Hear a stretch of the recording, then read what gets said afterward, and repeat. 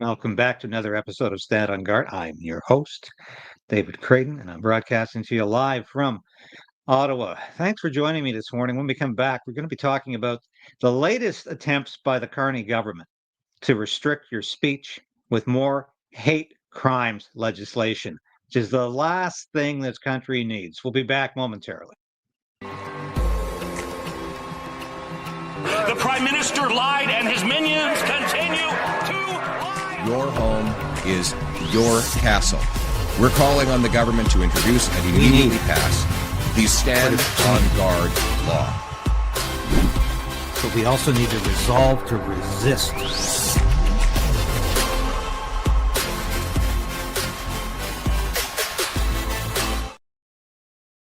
Yes, please like the station, like the broadcast, subscribe, please subscribe, and share this broadcast with your friends and your families. I don't care if you share it with your enemies. We need more exposure because we're not getting it from YouTube. And having a little difficulty on the Rumble this morning, but it will be up today. I can promise you that. And thank you for all your comments, by the way. And I do go through them at night. I wish I could answer every one of them. I will be focusing more on comments in the coming weeks because it's important what you're all thinking.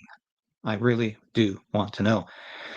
So I want to deal, first of all, with this odious bill. We don't know what it's called yet. Government to table bill Friday, criminalizing use of certain symbols to promote hate. Okay, what does that mean? What does that mean? Now, let's have a look at the Toronto Star story, because, of course, Toronto Star thinks this is a great idea.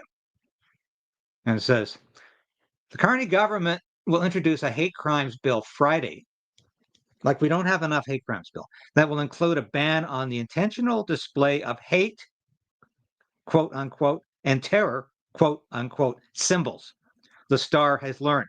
The ban will target symbols of government-designated terror groups and other hate symbols like Nazi imagery. Do you mean a swastika? A government source said Wednesday, although they stressed the law will make it clear it only applies to cases where the display is meant to show detestation or vilification towards an identifiable group, such as Jews, Muslims, or members of the LGBTQ plus community. All right. I'll stop there for now. But we're going to listen to we'll listen to Sean Fraser talk about this in a minute. In a presser that was completely missed by a lot of people, including this guy here. Here's the problem with this bill of hateful symbols. It's the same problem with hateful speech. Who defines a hateful symbol? And who defines when somebody is offended to the degree that that hateful symbol should be removed? Here's a case in point.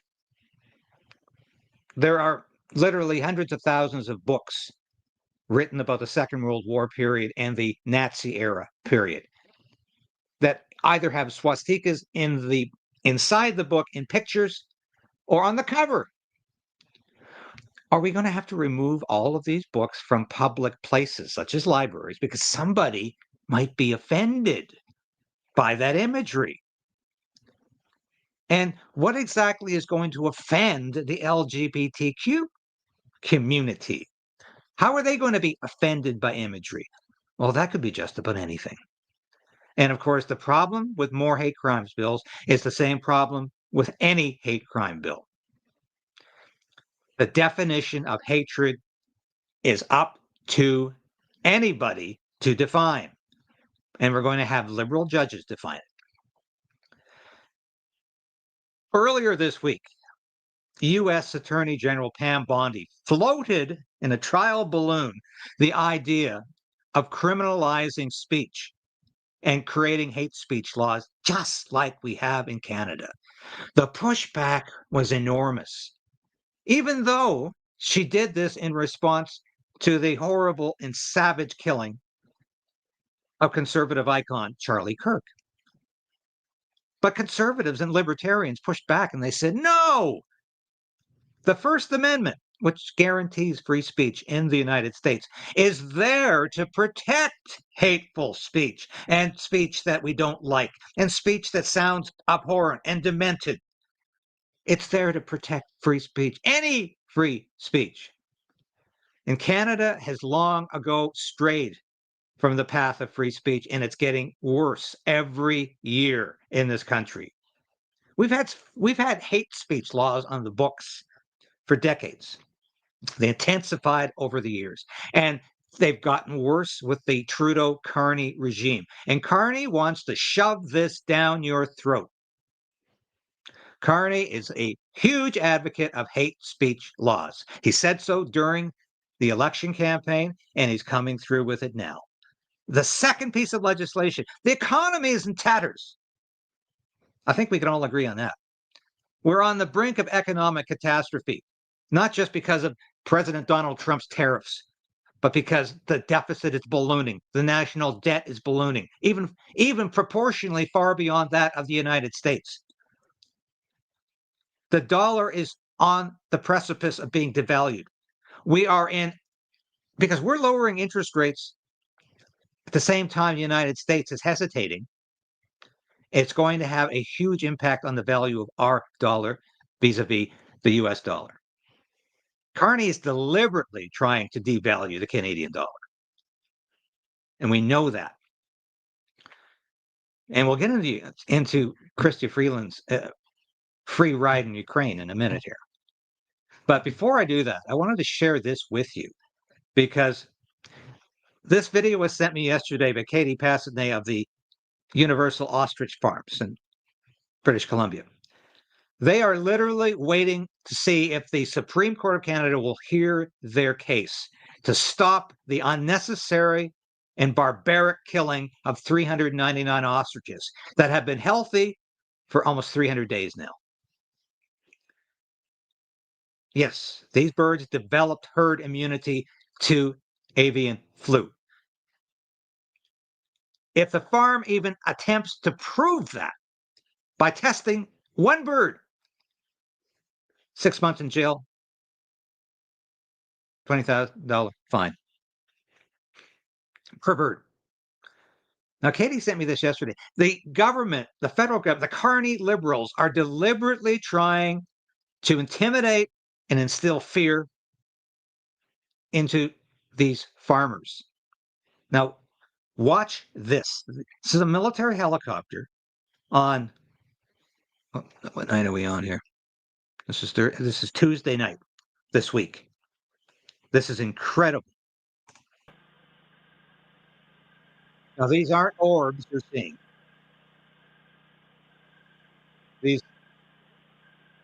So this is not another episode of Ghost Hunters. This is how this farm documented what was happening here. This is at night. Military helicopters are about to come over. Can you believe any government would treat farmers in this manner? What are they trying to do here, you ask? They're trying to tell them, get off the farm so we can come in unmolested and kill your livestock. This is what's going on here. And I don't know another democracy that would put up with this kind of behavior. If you can see in the distance, there's one of the helicopters coming. And here come the lights. They are trying to scare these people. They on this farm when they come in to do their dirty work. And it's utterly shocking and appalling that this is how our government in Canada operates. We don't have helicopters. Someone pointed out in the comments.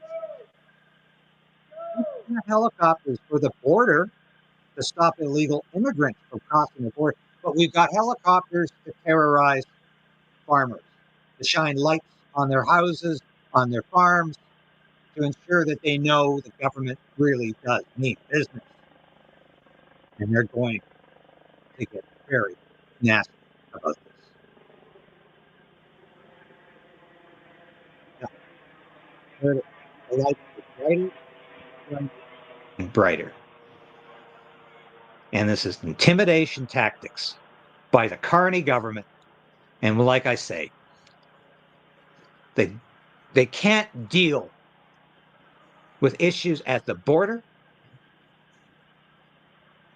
with the flow of the F drug southward, which they deny, which is coming in to Vancouver ports and is being shipped to the interior of BC for shipment across the border into the US.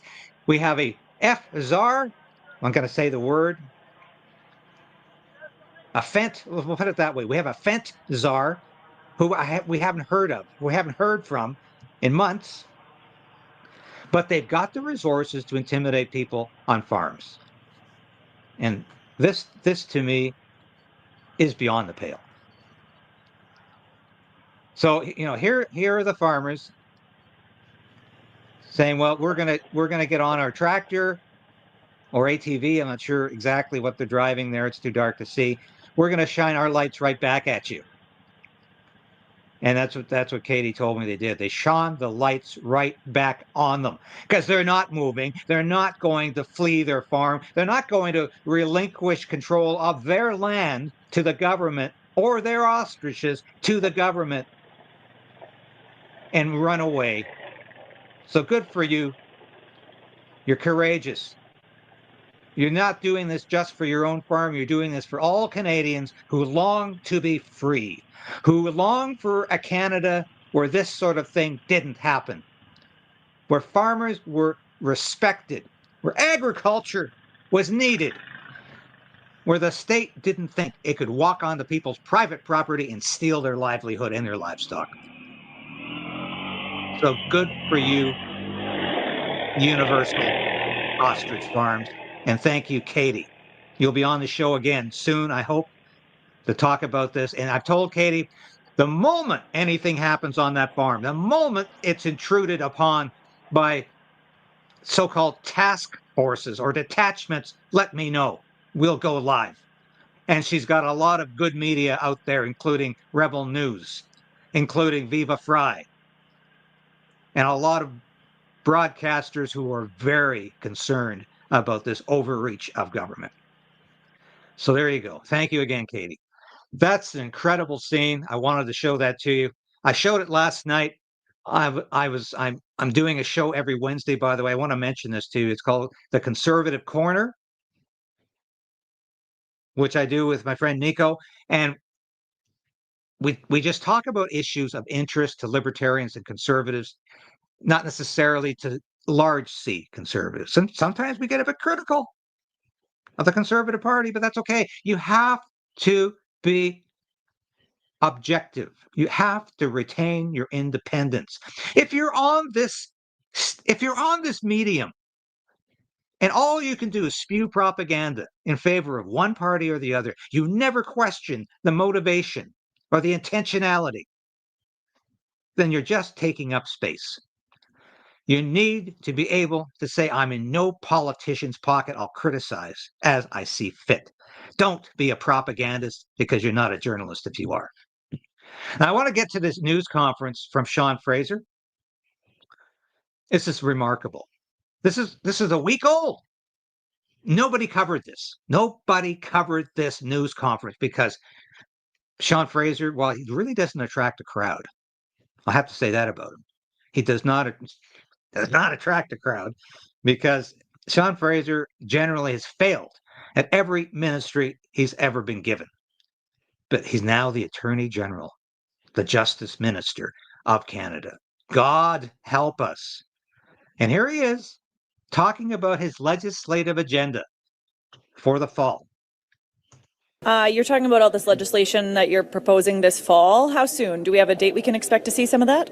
We should expect to see in the very near future the legislation dealing with intimidation and obstruction of those participating in their faith community, as well as hate crimes more broadly. Next month, we anticipate we will be in a position to table the legislation touching on bail and sentencing. Subsequently, during this parliamentary setting, depending on how. Notice the priority here. Before they get to bail and sentencing, they want to make sure they get their hate crimes legislation through. Do you think it will pass? I'm hoping and praying Pierre Poilievere does the right thing and opposes this. But I'm fearful that even if he does, and even if the Conservative Party vociferously opposes this bill, it will pass with the support of the NDP and the Bloc, both of whom are pro-censorship.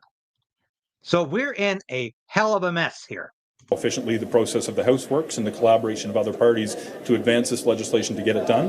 We expect to see that third piece of legislation tabled later in this parliamentary sitting that would deal with intimate partner violence, protecting kids online, and victims in the criminal justice process. Great, thank you. And just following up on your comment about some faith-based community, there have been calls from Jewish groups to create nationwide safety zones because of a rise in hate and more security protection. Is that something you're looking at doing? So I've had the opportunity to engage with the Jewish community over the course of the last number of months, most recently actually here in Edmonton, hosting a roundtable with members of the Jewish community locally in advance of our caucus meetings here.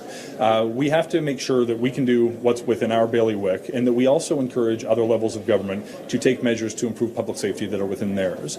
Specifically, when you're talking about specific safety zones, regulating the ability of people to be in a particular place is not something that falls to the federal government. However, criminalizing morally culpable behavior that may take place in proximity to those institutions or elsewhere is something that we do have the authority to move forward with. Specifically, what you should expect to see is when we're dealing with those facilities that are meant to serve an identifiable group.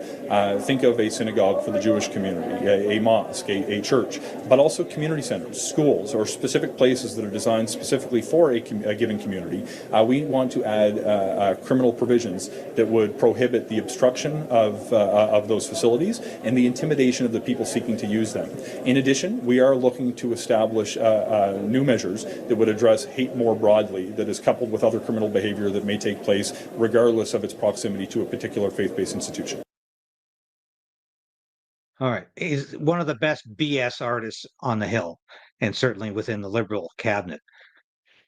Like I said, he's failed at every ministry he's ever been handed. So what is he saying here? We're going to protect synagogues, mosques, and even churches from what? Intimidation? How come the Liberal government was completely silent when Sean Foyt was in Montreal and the police literally invaded the church he was going to speak at and perform at? Not a word from Mark Carney about this being a little bit invasive. Not a word from Mark Carney about this violating basic freedom of religion. And that's what it did. We don't need a law. We don't need a new law to protect churches. I thought we had one in the Constitution, in the Charter of Rights that protected freedom of belief, freedom of religion. No, we don't have that. Well, will this law protect churches from cops entering the premises and preventing people from coming in, preventing people from speaking and performing? Will this law do that? I doubt it very much. Because if freedom of religion doesn't protect people from that kind of behavior and activity, no law will. And do you think this is a government that cares a damn about Christians in this country? Not at all. And to tell you the truth, they only care about themselves. This is identity politics again. Trying to divide Christians from Jews, from Muslims, from Sikhs. That's all this is about. Trying to divide the faith community. Putting them in silos. Putting them in silos. That's where we're going with this. And I predict another facet of this law, if not now, eventually will be a law against proselytizing, because they want to keep everybody separate and they want to restrict free speech. That's all this government is about. Sean Fraser said more, though. There's more. Wait, don't go. There's more. Sean Fraser talked about reintroducing the nefarious, the ominous, the detestable Online Harms Act, which I predicted would be renamed the Online Safety Act to keep it in sync with the United Kingdom, which, of course, Mark Carney is in love with. He loves their legislation. It's the most pro-censorship country now in the democratic world. They're censorship happy, throwing people in jail for what they say on social media, throwing people who write television shows in jail for things they put on X. But here's Sean Fraser getting to brass tacks about the Online Harms Act. And I wish I had caught this at the time. It's back. The Online Harms Act is back. And also curious where you got with your plans for the online harms bill, and if you have a clearer picture of what that might look like. The legislation's been stalled for a long time, and now there are new and emerging issues such as harms caused by AI and online chatbots. Thank you. Certainly, and you'll appreciate that some of the responsibilities when it comes to criminal behavior online may fall within my legislative purview. I hesitate to speak for some of my colleagues, notably ministers of heritage and artificial intelligence, who I know will have something to say about their aspects of any legislative efforts that may take place in this space.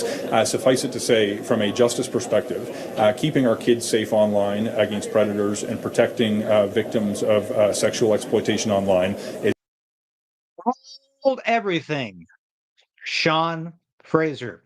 We already have laws on the books to protect children and to stop sexual predators. Your law is aimed at what people think. Your law is aimed at restricting free speech on the internet. That's all this is about. This is a veneer. This is a facade. This is absolute nonsense about protecting children and victims of revenge porn. And all of this is nothing more than an excuse to clamp down further on our free speech, because read the last bill. And most of the bill concerns stopping so-called hateful expression. And once again, the liberals will define what hateful means. It's very scary. And this is a bill that actually had a thought crimes component that said, if your neighbor thinks you might be thinking something hateful, he can report you. He or she can report you. The police can put you under house arrest. That's in the last bill. It will be in this bill again, because this is an authoritarian, anti-free speech, pro-censorship, Carney, Marxist Carney government. And I am sick to death of this country taking away my basic foundational freedoms. And it happens every week. It's a key priority, and you should expect to see measures reflecting both of those public policy areas in one of the pieces of legislation coming up this fall. So online harms this fall? Just to clarify, there are certain criminal behaviors online that will be the subject of some legislation. I'm not referring to the measures that may fall within the purview of some of my parliamentary colleagues who would have a better read of the timing of their specific areas of reform that they may wish to pursue. So it's coming. It's coming. And he has indicated it's coming back, and God help us, because I think it could very well pass with the support of the NDP and the Bloc, even if the Conservative Party decides to oppose it. And they had better decide to oppose this, because this is integral to what this party is supposed to be about, protecting and defending free speech. Remember Pierre Poilievere talked about he wants a government that minds its own business, that doesn't tell you what to think, doesn't tell you what to say, doesn't try to raise your kids for you. Remember him saying that? He said that in a very famous interview. But he also said it last summer at the Calgary Stampede, and I reported that widely, as much as I could, because I said, thank God, it sounds like Pierre Poilievere is getting back to basics in terms of what he believes in. I hope he's continuing to talk that way. Now, Pierre Poilievere was asked yesterday about Chrystia Freeland. He did a mini news conference on Parliament Hill, and he was asked about Chrystia Freeland's legacy. So let him speak here. But it's the reporter at the end of his news conference. Pierre Poilievere sort of walks away as she asks the question, and I don't think he really wanted to answer the question, but let's listen to this. What will Chrystia Freeland's legacy be? That's a good question. I think it was that she resigned rather than introduce a $62 billion deficit. I think she said the Liberals were trying to force her to introduce a deficit of $62 billion, and she said, this is irresponsible, it is out of control, and it will cause massive inflation. And of course, that deficit went ahead anyway, and now it's even bigger. She's probably trying to get out of town and as far away as possible before this disastrous November budget comes in. I don't blame her. Can I ask you about Mr. Freeland's appointment today? Do you think it's a real job? All right. So as he's walking away, a reporter asks him, "Is this job in Ukraine a real job?" Poilievre doesn't want to answer that question. It's interesting too. He defended Chrystia Freeland as a principled finance minister. No, he didn't say that, but he suggested she couldn't accommodate this deficit, so she left. She resigned. I find that unbelievable.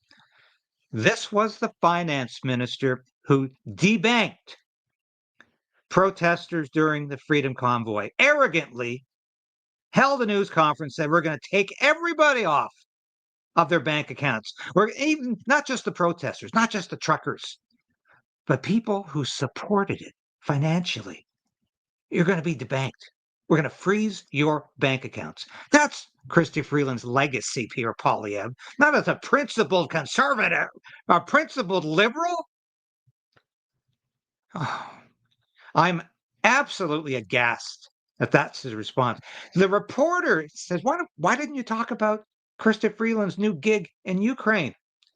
Pierre Poilievre doesn't want to talk about that because Pierre Poilievre is 100% behind Mark Carney's policy in Ukraine. Keep dispensing billions of dollars to a regime that's on life support, to a regime that's very close to falling and collapsing.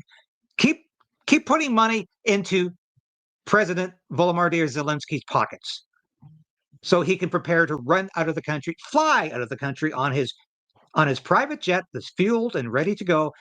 Yeah, keep giving him money. Keep giving that corrupt regime more money. Keep the war going. And so Chrystia Freeland can get involved in the reconstruction of Ukraine. Have a look at this. Thank you, Andy Lee, who is a better reporter than most people who are getting paid for it. She notes this here. What's going on with Chrystia Freeland in Ukraine? Why didn't Pierre Poilievre bring this up? Why doesn't Pierre Poilievre want to talk about this? Why doesn't Pierre Poilievre want to talk about the fiasco, the disaster that Canadian policy vis-a-vis Ukraine is? In other news, completely unrelated, I'm sure, to the appointment of a brand new special envoy dedicated to the reconstruction of Ukraine, earlier in 2025, the U.S. Ukraine Reconstruction Investment Fund was created. Among the companies mentioned was a familiar Canadian one. Okay, BlackRock. They're the parasitical BlackRock, number one on the list. JP Morgan Chase and Company were involved in reconstruction. Number three, Brookfield Corporation. Does that ring a bell with anybody? Oh, isn't that the company that Mark Carney was the chairman of? Mark Carney admitted, well, no, actually, he said virtually nothing when he was confronted with the fact he has 103 conflicts of interest. No big deal for Mark Carney. And reporters pushed back a bit, but not very much. And Canadians still think, apparently, if the polls are not completely out of sync with reality, Mark Carney has almost 60% approval rating right now. Canadians seem to think, oh, it's okay to have a prime minister with 103 different conflicts of interest. It's okay to have a prime minister who's going to get involved potentially through Brookfield in the reconstruction of Ukraine. Well, don't hold your breath, because I don't think any of these companies are going to have anything to do with the reconstruction of Ukraine, because they won't have the opportunity to do that. And somebody else is going to be involved in the reconstruction of Ukraine. And so that's the situation. So thank you, Andy Lee, for pointing that out. And why didn't Pierre Poilievre point that out? Why didn't Pierre Poilievre raise the fact that Chrystia Freeland has not been working for Canada for 10 years? And I had to laugh. Former Conservative leader Aaron O'Toole was on X yesterday lauding the accomplishments of Chrystia Freeland, how much she worked for Canada, how much she loved this country. I'm thinking, what a sick state of affairs. But not a word yesterday at that news conference about Chrystia Freeland going to Ukraine as a special envoy for reconstruction. That sickens me. Want to touch briefly here with Charlie Kirk. We discovered this morning. He talked about Canada right after Mark Carney won the last election. The Liberals won the last election. And it's quite fascinating what he says here. And then I want to talk about how the forces that be are using the aftermath of the Charlie Kirk assassination to distract us from issues. Let's listen to this. Close. And in Canada, we saw with the results last evening, Mr. Carney defeated the Conservative insurgency, which had a massive lead just a month and a half ago. And to be honest, President Trump's issuing of tariffs against Canada helped the Liberal Party in Canada, which, interestingly, the Conservative Party very well should have positioned themselves as a way to benefit from it. But Canadian voters said, oh, Trump is a conservative party. We want to stay liberal. The amount of people that Canada is bringing in through mass migration will destroy Canada. Canada's already basically destroyed. It's 1 million people a year. Canada is literally falling apart. Its average home price is tens of thousands of dollars higher than here in America. Even though Canada has nothing but space and lower incomes than America, it is a choice. And you look at now 100 days of President Trump, the contrast and the difference. And you should be saying your prayers of gratitude today. Thank you, Lord, for saving us. Thank you, Lord, for giving us the grace, because Canada, we are going to be neighboring a semi-Soviet country soon. It's not an exaggeration. We have a border. We are putting the American worker first. And I've always said to reporters or people on campus, Charlie, what do you disagree with President Trump on? And I kind of jokingly but very seriously say, man, I don't want Canada as our 51st state. Why would we want this state? They're more to the left than even our most liberal state. Why would we want them as our 51st state? Why indeed would you want a semi-Soviet state, as Charlie Kirk called Canada under Trudeau Carney? Why would you want that as the 51st state? Very good question. But I want to examine for a minute here the consequences in the aftermath of Charlie Kirk's assassination. I think this is extremely important,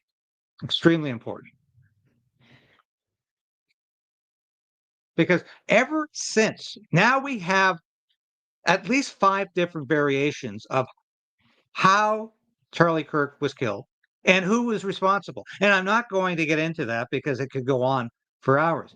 We have Tucker Carlson suggesting that Charlie Kirk was having a falling out with certain Zionist leaders who were big funders of his organization. Carlson has been called an anti-Semite for daring to point that out, which is, of course, absolute nonsense. Include Ted Cruz suggested that Tucker Carlson said it's all the Jews' fault. He never said that. And it's absolute not, but we're going back and forth about, whether the assassin was left-wing, right-wing, transgender, whether the assassins were from Mossad. And of course, this will go on forever. And the question I always ask is, and you look at the preponderance of it. I mean, people are literally going crazy. This woman here just rips up a memorial. I'm not even going to play it because it's absolute nonsense. But people are going stark raving mad over this. And what's been the result? It's been difficult to talk about. Here's some other people going crazy here with a baseball bat. I mean, why would you even put that on social media? But this is so. What is my point? So while we navel gaze endlessly about who killed Charlie Kirk and who was responsible, and we go through all the assassination theories, we're not talking about other issues. And right now, it's almost impossible to get Canadian news on U.S. outlets. Now, I will be on Redacted this afternoon at 4:30 Eastern Time, talking about the crises in Canada. I'm going to talk about the Ostrich farm and how the federal government continues to threaten to kill 399 ostriches. And I'm going to talk about the fact that we have 1 million people march occurring across Canada on Saturday, September 20th. It's been very difficult to get that word out to U.S. media. And you get it out to U.S. media, of course, you're getting it out to millions of Canadians who watch U.S. podcasters, U.S. broadcasters. And that's what I have been trying to do, is to get that word out. It's been very difficult. But here's a question for you. We still don't know anything about the Donald Trump assassination, the first assassination in Pennsylvania. We don't know anything about the assassin's motive. We don't know why he was in Washington in close proximity to FBI headquarters. We don't know why his social media disappeared. We don't know why he was training on the same range as the Department of Homeland Security. We know nothing about this. Absolutely nothing. And think about this. Donald Trump survived his assassination. Not one, but two. Donald Trump went on to become president of the United States again. And yet we don't have any more answers because he's seems to be reluctant to get those answers. So my question is, who's in charge here? Who's really in charge of the United States? Is it the FBI, the CIA, and the security apparatus? Or is it the president of the United States, who doesn't seem to want the answers about why somebody tried to kill him and came that close to doing so? I think we need those answers. We have waited over 60 years to get answers about the assassination of John F. Kennedy, President John F. Kennedy. And he died in that assassination attempt, and Kennedy did not become president after him. So the powers that be, the establishment, buried all that information, and it took decades of ferreting from independent authors and researchers to get to the truth. And I don't think any of you really believe that Lee Harvey Oswald, or as he was better known, Lee Oswald, actually committed the act or was the sole shooter, that there was no conspiracy. We all know that now. This was a conspiracy for various reasons. But the point I'm making is Donald Trump survived the assassination. Donald Trump went on to become president, and yet we still don't have any answers. So this could go on and on and on with Charlie Kirk in terms of who did it and why. And the FBI already looks like they're out of their element, out of their depth again. But my concern, once again, is that we're going to start ignoring stories that are of massive importance as we focus almost exclusively on this. And when I say we, I'm talking about American media doing this. Well, I was going to do the question period, but I've got to run off to a Bible study. Yes, believe it or not. But thanks for watching today, folks. We need to come to terms with freedom in this country. And I was on a radio show earlier, just a half an hour prior to coming on, Saga 960, with my good friend Mark Petrol. And he said,